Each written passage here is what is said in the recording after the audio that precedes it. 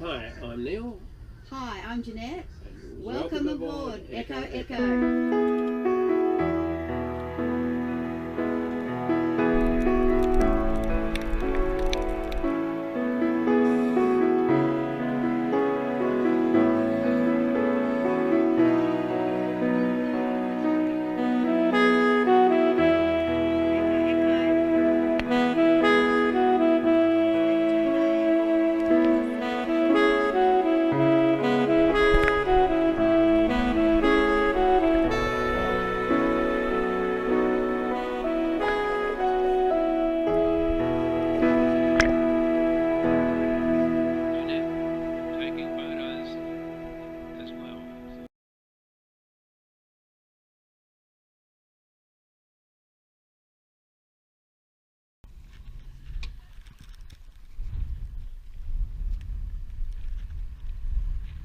The joys of the ICW. We're that far away from a channel marker over there. That far away from a channel marker over there. And us, like the boat behind us, are stuck on the putty. Us more so than him. And unfortunately we've got about another 3 hours before low tide, and the tide range here is about 8 feet. So it's going to be the wee small hours of the morning before we get out of here, I think, and we're going to be heeled over a lot more than this before we finish. But that's boating. So what do you reckon, Jeanette? We having fun yet? I can't believe it's the first day out after 3 months and we've run aground badly, and we followed the chart plotter, but as the towboat person just said, the chart's wrong and he picks up people every 2 days here. And actually, come to think of it, I think this was the one that I read about on the ICW that is one of the worst places to get stuck at because of the shoaling, and the chart's wrong. So what are we going to do now? So now we just have to watch the boat tip further over, and apparently we're going to be beached. According to the towboat guy, we'll have sand around us, and so it'll be interesting to see the boat beached a bit like they do in the UK when they have their massive tides.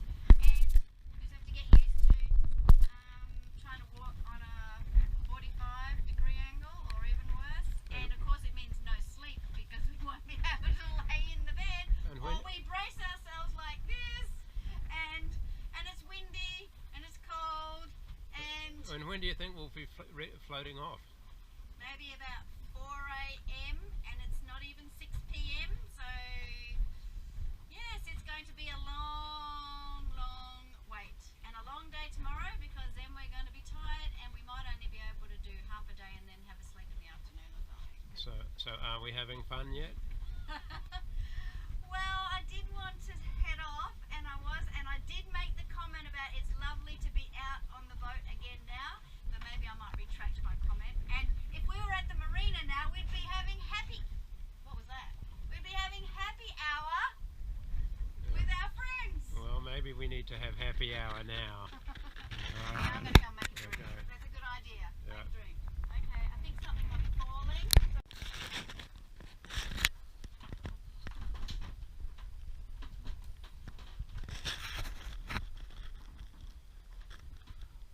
Go away, Neil. Sometimes things aren't quite as they seem. If we have a look at this image, everything looks fine. If we come back a little bit,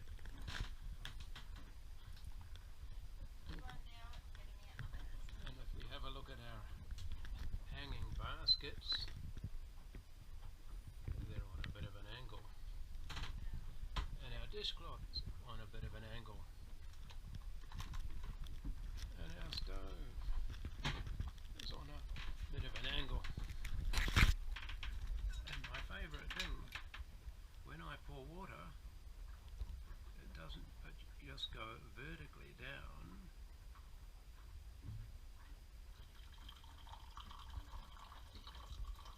It goes on an angle.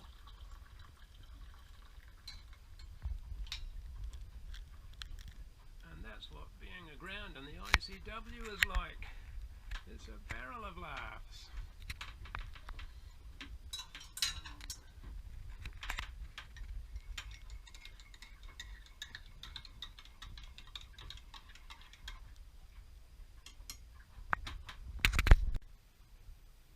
having fun now, Neil. This is my turn to get you at your worst. Not happy, Jan.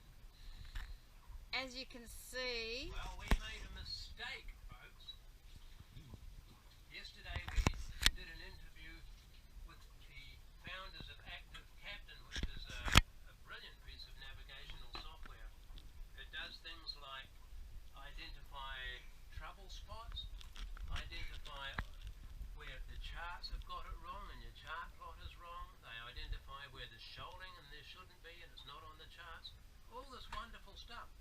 Great interview, and we've been sold on this product pretty much since we found out about it. Well, today we ignored it. Well, we didn't ignore it. We just didn't go to open the little shoaling signal. We didn't pay enough attention to it. Yes. And we followed our chart plotter's magenta line, which For the looked ICW. a little bit odd. Instead of following the channel markers and the salient information on Active Captain. As a result, for the last 4.5 hours, we've been getting increasingly heeled over. We've just had major water ingress through the aft head because we were too stupid to turn off the through hulls. So we had a siphoning effect back into the boat. Yep, and because we've got a big flat-bottomed boat, rather than all the water draining into the bilge and being accessible by the bilge pump, we've had to use trusty little things like this, and this, and this. And we've been bailing now for, what would it be, Jeanette? At least an hour. An hour, and we're still going. So, Yeah. And as you can see, all our books are on the floor. Everything is in a bit of a disarray. Files come out because a big barge came past, and the wake from the barge just absolutely rocked us. Even though we're aground, it rocked us so much that all the books came flying, and we were sitting opposite them, and fortunately they're not sharp, but books just came flying at us like weapons. to give you some idea how much of a heel we're on, I'm going to try and stand up like a normal human, and you'll be able to get some sort of perspective. Whoa! Right. This is what vertical looks like. This is not vertical, or horizontal. But, yeah, our gunnels are in the water. If we had a look at our cabin port lights, I'm sure we would see mud and maybe the occasional fish. But that's boating. Back to it. Yeah. And we're hoping that we might have enough water in about 4 hours time so that we can float back up. We're keeping our fingers crossed to be able to float, and then it'll be about midnight, and we're going to have to we're going to actually backtrack to a creek about a mile up behind, back from where we came from, and follow our GPS mark that we made, track mark, because it's so shallow that we don't want to run aground again. And then there's a creek there where you could anchor just off the ICW, so we're going to try and anchor in there. In the middle of, well, it'll be about 1 o'clock in the morning or something, hopefully. So, because we can't stay where we are, otherwise we'll be hitting the ground again by daylight. So, and there is an anchorage just opposite us, which we were trying to get into, but there's a big shoaling thing right in front of it, and because we're in the dark and we can't see it, and because the chart plotter is incorrect, we feel a bit nervous, so we'd rather go back on the track that we already made ourselves. And you can probably see the towel hanging on the door, and it's actually leaning right over, which normally that towel hangs down, but it's actually on quite an acute angle. And everything else, pots, pans, fridge, everything has just, I can't even close the washing machine door, it just keeps opening. So yes, and it's actually so healing that it actually makes you feel a little bit, it took us a little while and made me feel a little bit dizzy and a bit woozy, trying to get my brain to focus on this funny angle. Anyway, I better get back and do some more sponging and help Neil.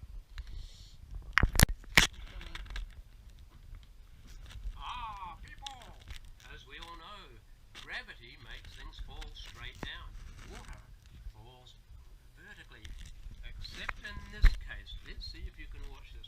Full sponge, normally you'd squeeze it out here. Wow, what happens if I squeeze it way back here?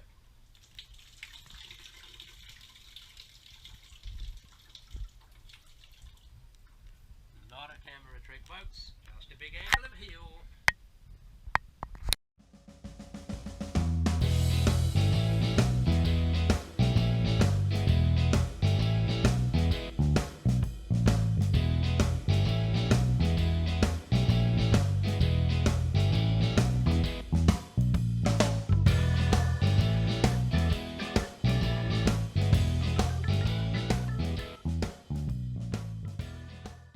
How are you feeling now, Neil? Shattered, very tired. We got off the mud last night about 1:30 and went back about a mile on our track and pitch black with a bit of rain, and half the channel markers around here aren't lit, so that was kind of difficult, and our flashlight ran out of batteries.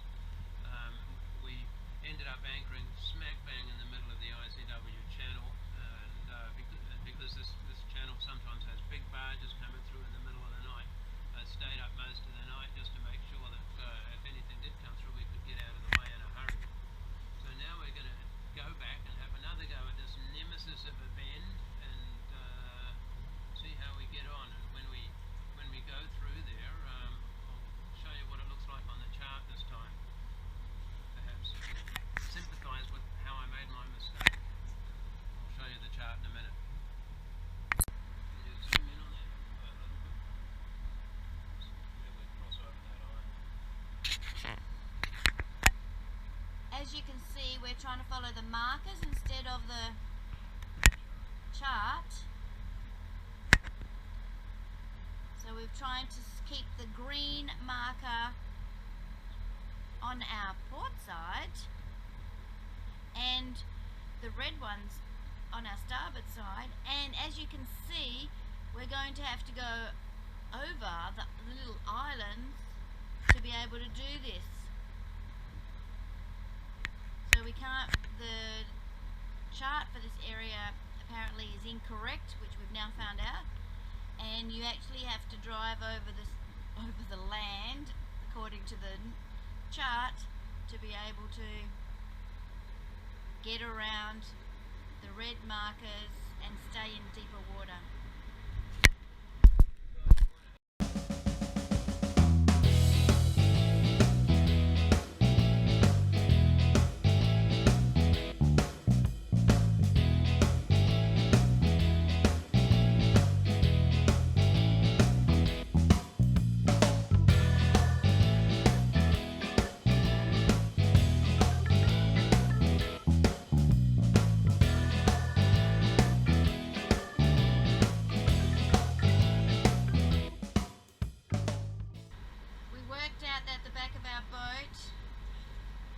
Rudder and everything was in zero water. We basically had beached the back of the boat. The front of the boat was in about 3 feet of water. So you can imagine how the boat was heeled over on its side. It was laying right on its side. One thing I know is that the windows on the port side don't leak, because it was like being in an aquarium. When you look out those windows, you were looking into the muddy ICW water.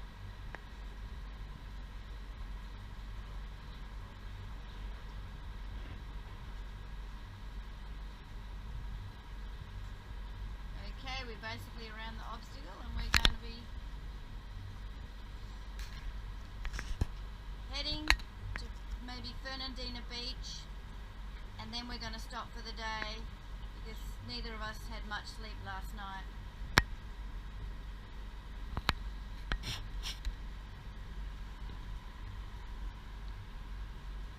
I ended up using my iPad because the chart plotter screen is too bright.